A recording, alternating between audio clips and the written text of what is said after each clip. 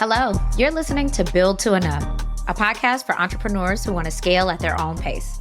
I'm your host, Keila Hill-Trawick, and I'll be your chief storyteller and cheerleader. In a world that glorifies endless expansion, we're tuning out the noise and discussing the beauty of enough. Each episode, we'll dive into inspiring stories, practical insights, and strategies to cultivate sustainable success on your own terms. So whether you're a solopreneur, small business owner, or aspiring entrepreneur, get ready for a refreshing take on the entrepreneurial journey. This is Build to Enough. Hello, and welcome back to Build to Enough. So I am super excited today because every once in a while we get to do something specifically for accountants. And this is something special and near and dear to my heart because it really impacts the way that I run my firm and the services that we offer. I would like to introduce you to Adam Lean of the CFO Project. Thank you for being with us, Adam. I'm really excited to be here. Thanks for having me. No problem. So let's start off with you just introducing yourself, what you do, and what your company does. Yeah, so my name is Adam Lean. I'm the co-founder of the CFO Project, and we are a training company for accountants and bookkeepers to train them on how to provide CFO advisory services. Really, I got into this because I used to be an accountant, and honestly, I didn't really like it. I didn't like the idea of only just recording the past. And that's what an accountant does. And it's a needed job. It just wasn't for me. Yeah. I wanted to help a business grow. And so I started, and so back in a long time ago, after my first accounting job, I started a business on the side that had nothing to do with accounting, but that business grew and I was able to leave my day job and grow my business. And it was doing 7 figures within a couple of years in revenue, and it was amazing. But then I started working with other business owners that I met along the way, and I realized that I had taken for granted the fact that I understood the numbers because of my accounting background.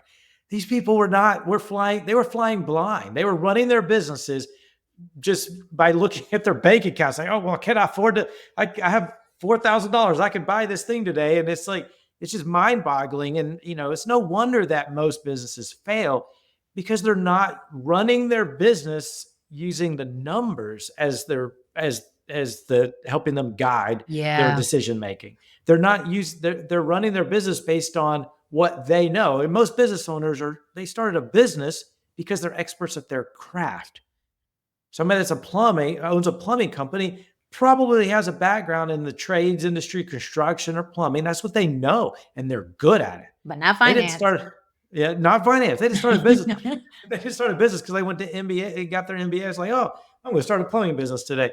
And so these people need help. And so anyways, fast forward, that's what we do now. No, that's really helpful. And as you know, and as both of us know, accounting is a very traditional industry overall. Sometimes I think I live in a bubble with like a bunch of modern accountants that are doing all of this new, intriguing software advisory stuff. But that's not really how our industry is set up for most people who are entering and those that have been in it for a long time. So my question to you is, how did you identify that need? You start with like, I don't really want to do this. And how did that kind of graduate into, we really need to teach other accountants to be able to get into these high ticket advisory services?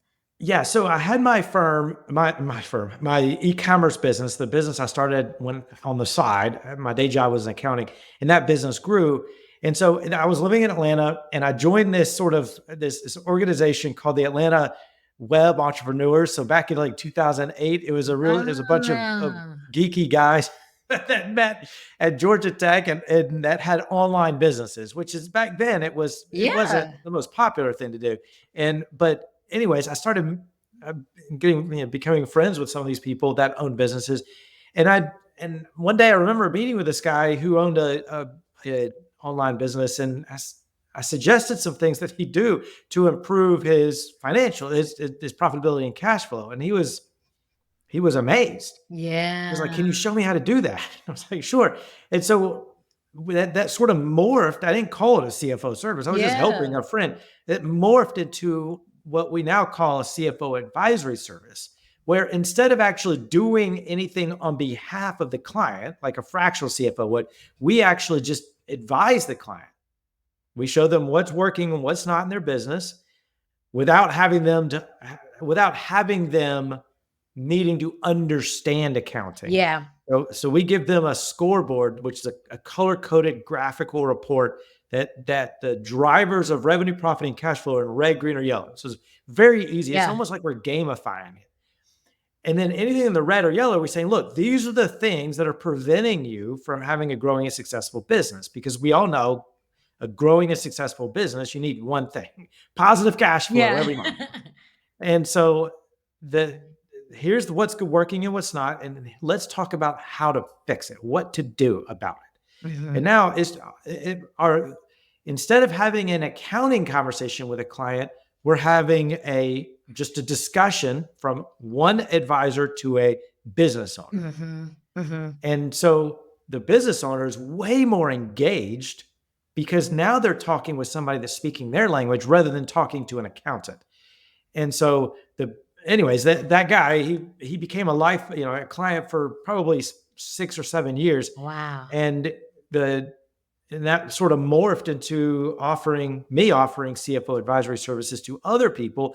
And every time I pitched it, I got a yes. And within 2 years, I had 17 CFO advisory clients because everybody Oh, wanted this. yeah.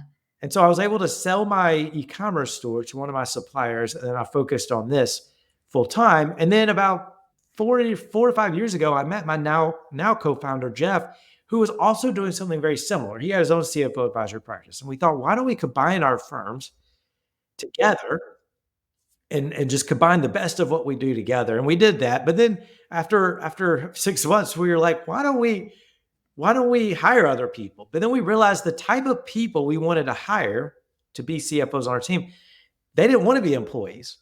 What Yeah. they wanted to be own their own business. So we thought, why don't we just teach what we do to independent accountants? And and so we pivoted and we started the CFO project, and that's where we are today. We've had 850 people go through our program. We currently have 482 people enrolled right now. Because Wow. it's a year-long program, and we teach accountants and bookkeepers and enrolled agents and tax preparers how to offer CFO advisory services that's scalable and that gets results for the clients. So part of the reason that this was really attractive to us and wanted to make sure that like your message is being heard on this podcast is because as you and the people who are listening know, it's really important to me that all firm owners, especially accountants, have the opportunity to scale in a way that works best for them. Like figuring out how big or small you want to get and then only getting to that point, not kind of forcing yourself to go beyond that. And so I've been really intrigued by the ways in which advisory and advisory related services allow us to not just charge more, but offer more value to our clients without Yeah. having to take so many of them because we know that that's going to Yeah. burn us out really quickly. And so I would be curious for you now that you've had all of these people go through the program and all of these students that are in it now. What does the end result look like when you kind of graduate and you are moving into a successful advisory practice? What does that look like for the people who finish the program? Yeah, so it really looks one of three different ways. That's a great question. So one of three different ways. The first way it could look like is if somebody comes in and they say, "I want to be a bookkeeper," for example. But I want to differentiate my bookkeeping practice from all the others. So what they'll do is they'll come in, take our training, and now offer a bookkeeping plus advisory service. So Mm, instead of going to the marketplace and saying, "I can do your books better, faster, cheaper," they're saying, "I will do your books, no problem. But my main focus is helping you have a better future. So I will be your bookkeeper plus advisor." So those people will usually that go through our program will dramatically reduce the amount of clients they have, but the clients they keep or the clients they add, they'll dramatically increase how much yep. they're charging. And so, they're charging on average anywhere between $1,500 and $5,000 a month for a packaged bookkeeping and advisory service. Yes. The second group of people are CPAs mainly, that want to continue owning a CPA practice. But again, just like the bookkeepers, they want to be able to differentiate their practice from everybody else. And so what they'll do is they'll either delegate the tax prep Oh, to yeah. people on their team, or they'll white label it, meaning somebody outsourced, they'll outsource it, but then they'll charge the client as if they did it. Yep. And they'll still supervise the work, but or the quality of the work. Or they'll co-firm, meaning they'll sort of form like a joint venture with another company that all they do is taxes. And then the CPA themselves, instead of doing the taxes, they will take more of the role of the CFO advisor. So their effective hourly rate is much higher. It's like a law firm. The partner in the law firm will charge $800 an hour, and the Yep. junior will charge $100 an hour, and it's very similar. The CFO, the CPA now, or the owner of the practice is now is doing the more high impact work, if you will. But they're able to get best of both worlds, having tax clients. And so those people will be able to dramatically increase their fees while still maintaining the same amount of clients, because now they're delegating. Hmm. Or the third thing that we usually see, and this actually happens to probably 40% of our members or students in our program, we call them members, is that say, I don't want to go through another tax season again. I don't want to do the books. I want to just provide advisory services to clients. And that's what I did. When I started, I didn't do books or taxes. I only provided advisory services. And honestly, even with 17 clients, it's the most I had, because I didn't want to take on anymore. And Yeah. I thought that was too many. But even still, I was not even working 20-hour weeks, Hmm. because what I offered was what I call a productized CFO service, where each client takes about 4 hours per month to do. Yeah. Uh, so it's 17 clients times 4 hours a month. That's 68 hours a month divided by about 4 weeks in a month. So 17 hours a week Yeah. on client work. And so that's a good percentage of our members end up doing is they just want to be a highly sought after CFO advisor and have a big impact on business owners' lives. So I love that. And one of the things that I think is important here is really redefining that mindset from traditional or typical accountants who are like, just get more people. And it's one of the things Yeah. that comes out when people first start their firms, when they're first starting to think about running a firm. I have heard so many questions that are like, how do I get my marketing in order so that I can get Yeah. more clients?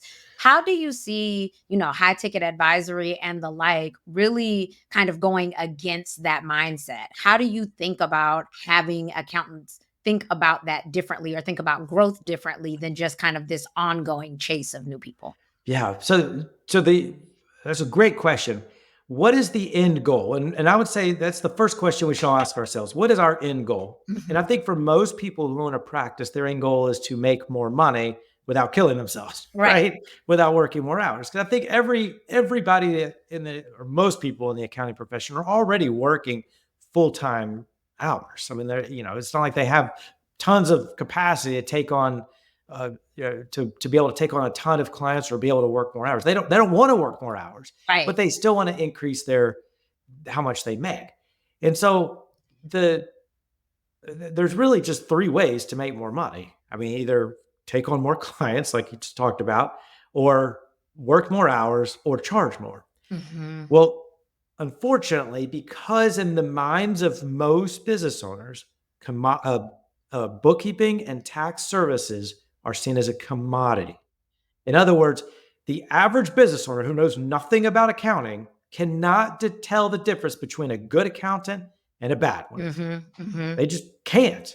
And unfortunately, and we all know in the accounting world that there's definitely good accountants, there's definitely bad Yeah. accountants, but they don't know. And the one that ends up getting the job is the one that the business owner's neighbor referred, Yep. or they met in some networking group, or they had the Facebook ad, the best Facebook ad or something.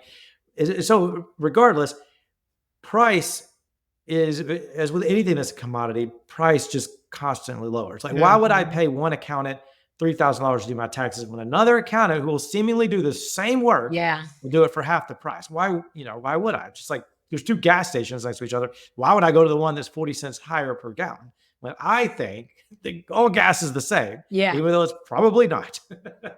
And so it, we call this the accountant's trap, where so you can't, you're trapped because you can't really raise your fees. you're trapped because you're already working full-time hours. You can't really take on more hours, nor do most people want to work more hours. Mhm. So the best way to escape this trap is by charging more. Yeah. But again, you can't charge more by offering commoditized services. The way to charge more is by offering what your clients want, not just need. They need accounting, they need tax services. They want something different. They want a growing and successful business. And if you can help them have a growing and successful business, you could charge almost whatever you want, because now you're doing the one thing that they need to have happen. Their business literally is the thing that puts food on their table. It has to work. If their business fails, what are they going to do? Go back and get a job that they didn't want, which is why they left the job in the first place, Right. or get a job while having to still pay off all this debt that they had from their business? No, their business has to work. And if somebody like us comes along, somebody that already trust, because most people trust financial professionals, and say, look, would you like me to tell you what to do every single month to have a growing and successful business? Who was going to say no to that? Yeah, yeah. I I am curious because I obviously buy into all of this. It is basically kind of the top level of the service that we offer. We offer advisory at all levels, but fractional CFO is where you get the most in-depth version. And one of the things that I'm curious about, as you said earlier, depends on what you want in terms of being an accountant, right? Like, Mhm. what are you trying to achieve? What Yeah. means success to you? As accountants are thinking about or considering a program like this to learn more about how to become better advisors, what metrics do you think that they should be keeping in mind in order to determine whether or not this change actually works for them? Yeah, effective hourly rate, number Mhm. one metric. If you're we ran a study about 6 months ago. The average accountant's effective hourly rate is $43. Wow. Meaning, if you take their annual salary divided by how many hours they work that month, or sorry, that year, including tax season and all that, it's about $43 an hour. We think that's terrible Yeah. for the accounting profession. And the average member in the CFO project charges $2,000 per month per client, and works about 7 hours per month Wow. per client. So that means their effective hourly rate, I just calculated $286 an hour. That's way more And than 43. way more than 43. So it's a no-brainer, because you only have 40 hours, it's like 40 hours a week that you want to work. If you're going to work 40 hours a week, you might as well Make more. earn more per hour, because Yeah. you're not being duplicated. There's only one of you. So You got I'm to be sure scalable. that a lot of people who like start thinking about advisory, because it's not a new concept, but one that I've heard of a ton more, Yeah. especially recently. A lot of people who are even considering moving in that direction have some fears around making this mindset shift from either hourly billing or traditional accounting into what feels like a nebulous idea of Yeah. advisory and CFO practices. So when you're thinking about potential students or people who are even interested in like adding this to their practice, what are maybe the top 3 skills or mindsets that they should work on to make sure that they can be successful in this new model of their firm? Yeah, that's a great question. I would say that when accountants or financial professionals are thinking about moving into this, the thing that prevents them from moving into CFO advisory services, actually, there's two things that prevents most people from moving into advisory services. One is, and you sort of touched on it, they, as an accountant or bookkeeper, you know what the deliverable is. Hmm. Is the taxes done? Then I've earned my fee. Are the books done? I've earned my fee. Well, when what's the deliverable with advisory services? It is sort of ambiguous, because in our world, the way we teach it, the deliverable is you have a monthly meeting with a client. At the end of the meeting, you give them a plan, a specific plan, so they know what to do to improve cash flow that month. That's the deliverable. But it's still sort of ambiguous, because especially to accountants who've been doing accounting for 20 years, that's what they know, and now they Yeah. have to completely shift to something else. But I would say, why not do both? If you want to do taxes still, dip your toe into advisory services. But what you'll see is that it's way more fun and way more interesting to help business owners grow. Because when you're explaining numbers in a way that makes sense to most business owners, it you could see their eyes light up. And Yeah. it's way better than just saying, here's your tax return or here's your balance sheet, which what does that even mean? To most business owners, a statement of cash flows, I don't get it. To, in most business owners think, I don't understand this type of stuff. But when you're explaining numbers in a way that makes sense to them, finally, you can see their eyes light up. And because we have to remember, we don't have any control over our clients. We don't. Right. They are the only ones that can get them to do something in their business. We're not working in their business. We're guiding them. We're their advisor. Most people, just like most humans, will not take action unless they understand the action they're taking. So we have got to make it clear what action we want them to take so that they'll actually take the action. Yeah. So that's why we call it a CFO advisory service. We need to Yeah. be advisors to get somebody whom we have no control over to take action. So that's number one is being able to uh, to dip your toe into this idea that I'm going to have an impact on my clients' lives by being an advisor. The second the second thing that I think prevents a lot of accountants from switching to advisory services is the belief that they can't do it. It's Yeah. basically imposter syndrome. Yeah. They're thinking there's no way I could call myself a CFO. I mean, you need years of experience navigating complex financial and business and strategic situations in order to be considered a CFO. I'm not qualified to be a CFO. Well, here's the thing. CFOs for big business, every big business has a CFO. Publicly traded companies have a CFO. Probably not qualified to be a big business CFO right now. Right. But are you qualified to be the CFO advisor for Paul's Heating and Air? Yeah. Absolutely. Are you qualified to be the CFO for Dan's dental practice? Absolutely. These are people who are running their business blind. They are Yeah. running their business because they are experts at a craft. And as we all know, it takes more than just a good skill set, craft set to run a profitable and high cash flowing business. They need help. And so Mhm. we're not saying, oh, you have to be the Microsoft CFO in order to help, Paul's Heating and Air business. We're saying that that with Paul without somebody like us is probably going to struggle and is probably business is not going to last because according to the US Bureau of Labor Statistics, half of all businesses don't make it to their fifth birthday and 8 out of 10 don't make it to their 10th birthday. So Yeah.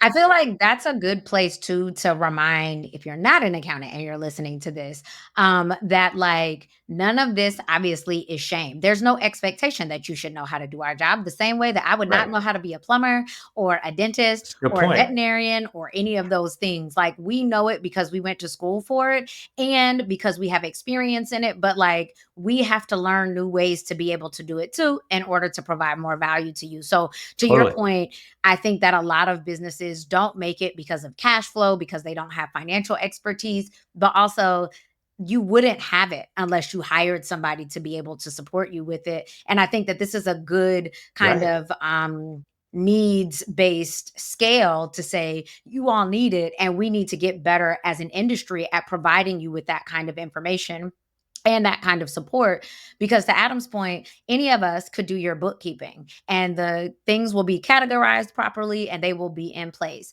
But after you get out of compliance and like that first set of like where are my numbers going, that next level of growth really requires this advisory component to be able to say, okay, so now what's next? If we go from the numbers are right, I can tell you what's in there. This is $5,000, 3,000 of it is this. The next step is like, what does that mean for your budget? What does that mean for your What do forecast? I what do I do with this What do information? I do with this Yeah. money?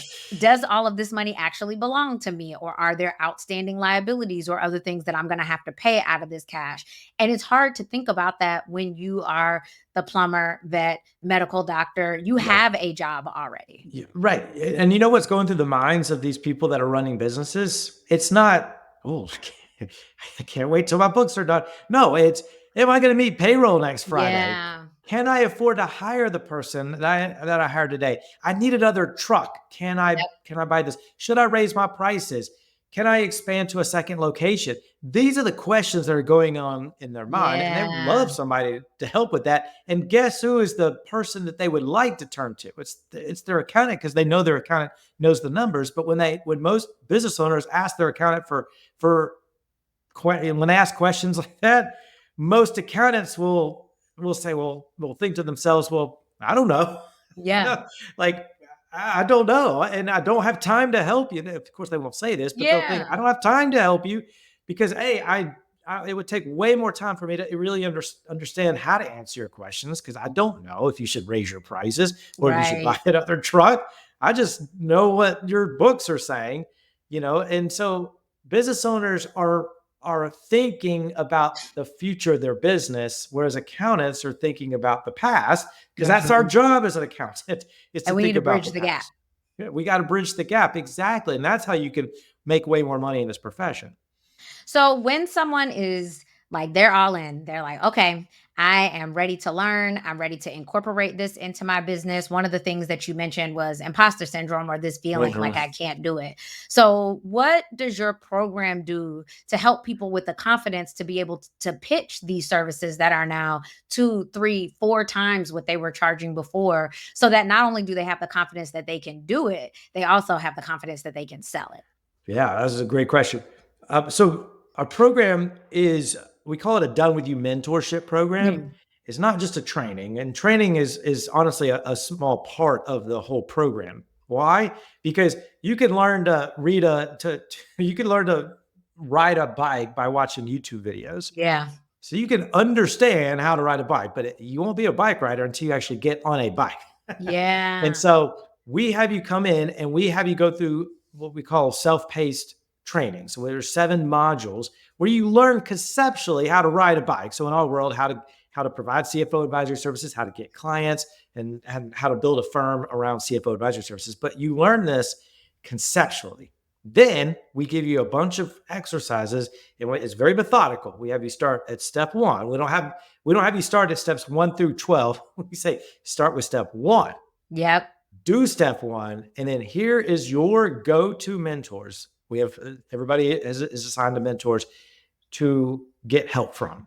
So Oh, these are nice. live, real people that you meet with every week in what we call CFO roundtables, and you get help with doing the thing that we've asked you to do. Mhm. And what happened, and just look at any skill, whether it's getting clients, CFO advisory clients, or servicing clients, you won't really understand it until you actually go out and try to do it. And when you Yeah. try to do it, you're going to run into challenges or roadblocks. It's like, well, I tried pitching, my service this way, and I didn't get the client. What did I do wrong? Or my client, asked me this question. I know how to answer them. What do I need? And so you need, for a period of time, people surrounding you that can help you.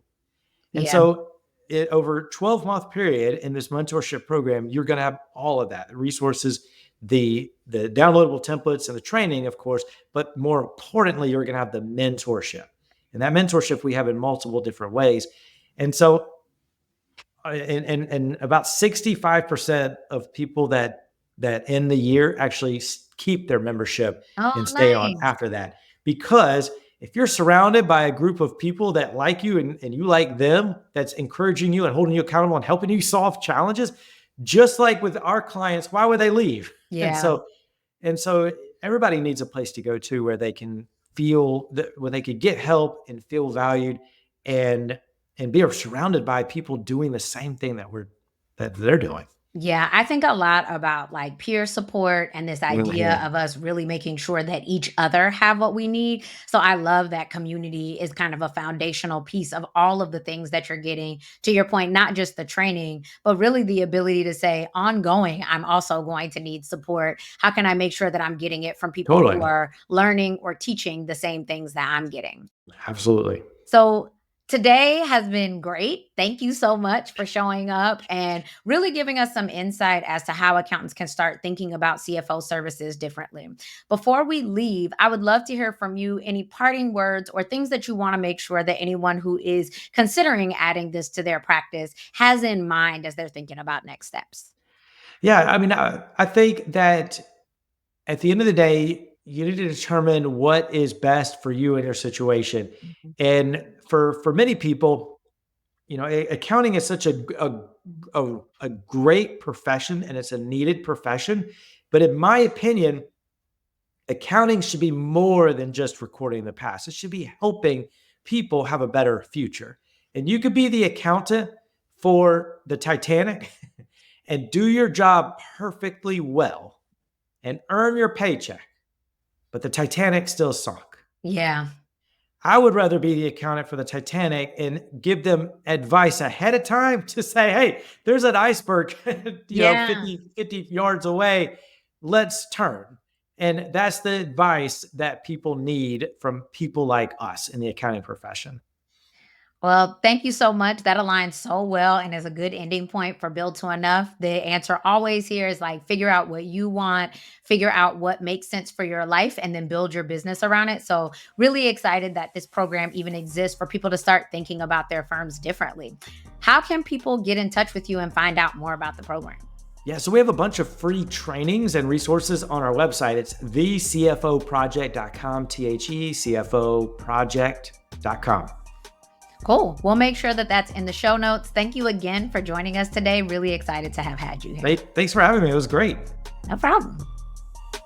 Thank you for tuning in to another episode of Build to Enough. If you enjoyed today's episode, don't forget to subscribe, rate, and share the love with your fellow entrepreneur friends.